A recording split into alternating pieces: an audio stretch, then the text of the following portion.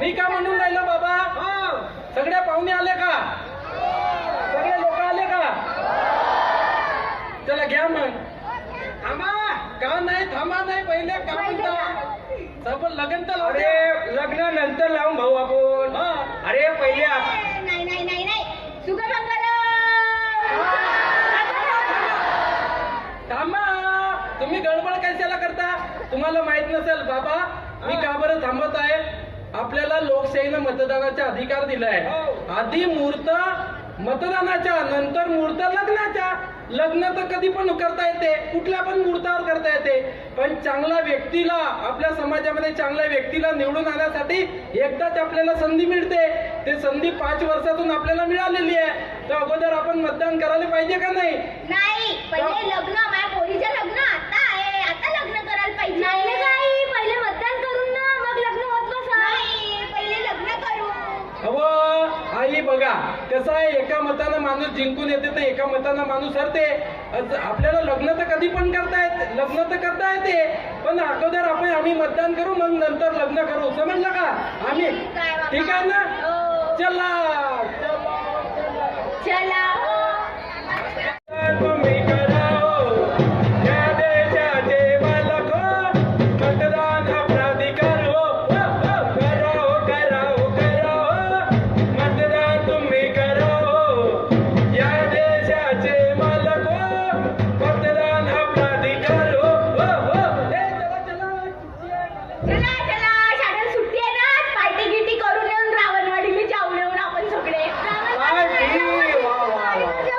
मी काय म्हणतो, माझ्या घरी बकरा ठेवला 1 नंबर. हो का? हो बकरा ठेवला आहे, त्याला आपण रावणवाडीला घेऊन जाऊ हो. आणि मस्त त्याला कटकट करकट करून टाकून मस्त पार्टी करून. हो. चला चला चला. पण मी का म्हणतो, आपण सगळे कॉलेजचे विद्यार्थी, पहिल्यांदाच आपल्याला मतदानाचा अधिकार मिळालेला आहे.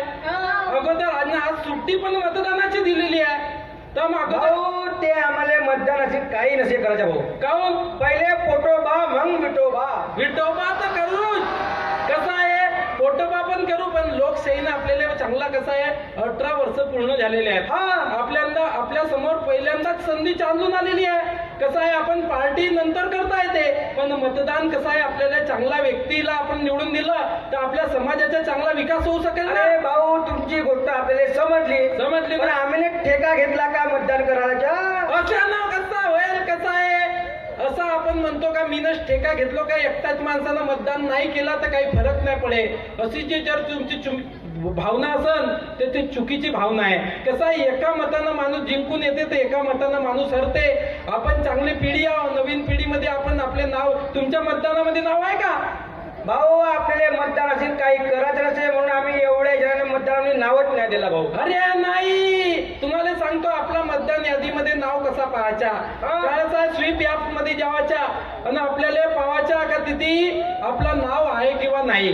कसा ऑनलाईन आणि ऑफलाईन फॉर्म नंबर 6 हा भरून सनेने आपल्याला मतदान यादीमध्ये नाव नोंदवता येते. जर नाव नोंदवला तर त्याच्यामध्ये काही दुरुस्ती करायची असेल, काय ऍड्रेस बदलावायचा असेल किंवा आपल्या याच्या काही नावामध्ये काही करेक्शन असेल, ते सगळे बदलाव करायचे असेल तर ऑनलाईन माध्यमातून आपल्याला करता येते आणि आपल्या मोबाईल मधून बी करता येते. अरे भाऊ आता तुला सांगितलं ना भाऊ आपल्याला समजला.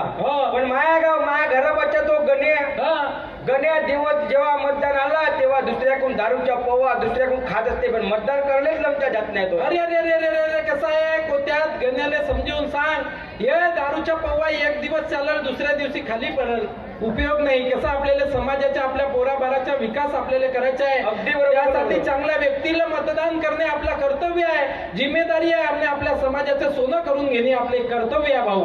म्हणून म्हणतो, आता समजलं का तुम्हाला? पार्टी नंतर अगोदर मतदान.